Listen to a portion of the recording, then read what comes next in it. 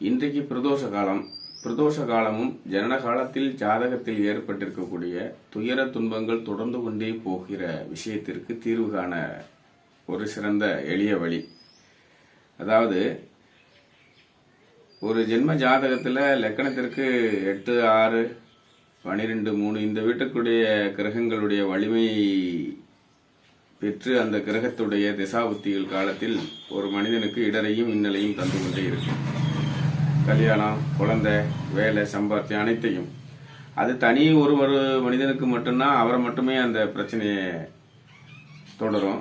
ஒரு குடும்பத்தில் எல்லாருக்கும் வரும். எப்படின்னா, ஒரு தந்தைக்கு குரு திசையில் சனி புத்தி சனி 8ல் இருந்தாலோ, ஒரு மனைவிக்கு ராகு திசையில் குரு புத்தி ராகு 8ல் இருந்தாலோ, ஒரு பிள்ளைக்கு கேது திசையில் சுக்கிர புத்தி கேதுவோ சுக்கிரனோ 8ல் இருந்தாலோ, இப்படி அந்த 8வது விட்டக்கூடிய கிரக திசாபுத்திகள் கரெக்டாக ஒன்றா வரும். ஒரே குடும்பத்தில் அப்படி ஒன்றா ஒரு ரவுண்ட் அடிக்கும். அந்த நேரத்தில் அது எவ்வளோ காலம் அந்த டியூரேஷனோ அது வரைக்கும் பிச்சு பேணு பார்த்துட்டு தான் விடும். இதுதான் முறையான விஷயமே.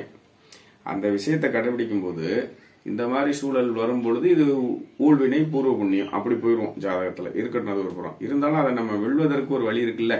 சுரம் வந்தால் மாத்துறதுங்கிற மாதிரி, காய்ச்சல் வந்தால் மாத்துறதுங்கிற மாதிரி. அது மாதிரி இன்னைக்கு பிரதோஷ காலம் அந்த இடத்துக்கு ஒரு வழியை தருது. நல்ல விமோச்சன வழி. எப்படின்னா, சாயந்தரம் 4 மணிலேருந்து 6 மணி வரைக்கும் இந்த பிரதோஷ காலம். எல்லாருமே படிச்சிருக்கோம், பார்த்துருக்கோம். கோயிலுக்கு போகிறோம். சிவாலயத்தில் நந்திக்கு பின்னாடி இன்னைக்கு 4 to 6 பிரதோஷ காலத்தில் சிறப்பான அபிஷேக ஆராதனைகள் அந்த இடத்துல நடக்கிற இடத்துக்கு நம்ம குடும்பத்தில் ஒருத்தர் 2 பேரும் சிவாலயம் போய் நந்திக்கு பின்னாடி நின்று அபிஷேகத்தை பார்க்கணும். அபிஷேகத்துக்கு பொருள்கள் கொடுக்கணும். என்னென்ன கொடுக்கணும்? இளநீர், பால், தயிர், மஞ்சள் திரவியம், மஞ்சள் பொடி, கூடவே முக்கியமான தித்திப்பு கலந்த பொருள், சர்க்கரையோ வெள்ளமோ கலந்து அபிஷேகங்கள் அந்த குடும்பத்தாரால் செய்யும் பொழுது கண்டிப்பாக அதில் விமோச்சனம் கிடைக்குது.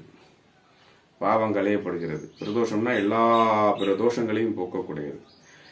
அதை அந்த பிரதோஷ காலத்தில் இந்த அபிஷேகத்தில் செஞ்சுக்கிட்டே வரணும். எவ்வளோ காலம் அப்படின்னா, வாழ்நாள் வரைக்கும் செய்யணும். கண்டிப்பாக விடாது ஒரு 12 மாதமும் 24 வகையான பிரதோஷத்தை குடும்பத்தில் ஒருத்தர் விடாமல் கடைபிடிக்கணும். இடையில் ஏதேனும் குடும்பத்தில் கோவிலுக்கு செல்ல முடியாத சில காரணங்கள் வந்தால் அது தடையாக போகும்.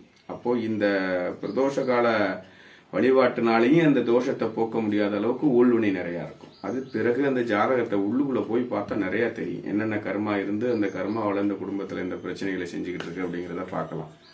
அது ஜாதகத்தின் வாயிலாக அணுகுவோம். தற்பொழுது ஒரு முக்கியமாக எல்லாருக்கும் இந்த கஷ்டம் தொடர்ந்துக்கிட்டே வருது, துயரம் தொடர்ந்துக்கிட்டே வருது, அனைத்து காரியங்களும் முடங்கி போகுதுன்னா பிரதோஷ காலம். இன்னைக்கு பிரதோஷ வேலை, பிரதோஷ நாள். அதுக்காக இந்த வீடியோவை பதிவு பண்ணுறேன். ஏற்கனவே வாழ்க்கையில் நல்லா ஜம்முன்னு போயிட்டு இருக்கவங்க நிரந்தரமற்று போயிடும், அதை நல்லா சேஃப்டி பண்ணி வச்சுங்கன்னு சொல்லி ஒரு வீடியோ போட்டேன். காசு பணம் வருமானத்தில் மிதந்து இருக்கிறவங்க, ஆனால் வருமானம் இல்லாமல் துயர துன்ப கடலை நீந்தவங்களுக்கு இந்த வீடியோ. அதனால இந்த 3, 6, 8, 12 கூடிய கிரக திசாபுத்திகள் ஒரு குடும்பத்தில் சுற்றி எல்லாருக்கும் 2, 3 பேருக்கு தொடர்ந்து வந்தாலோ, கோச்சார பலனும் சேர்ந்து அஷ்டமத்து சனி, 7.5 சனி, 2, 8ல் ராகு இது வந்தாலும் இது நிச்சயமாக இந்த கஷ்டங்கள் இருக்கும்.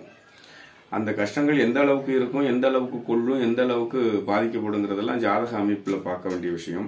இருப்பினும் இந்த பிரதோஷ கால வழிபாடு விடாது செய்பவர்களுக்கு கண்டிப்பாக ஒரு நல்ல விமோச்சனத்தை தரும்.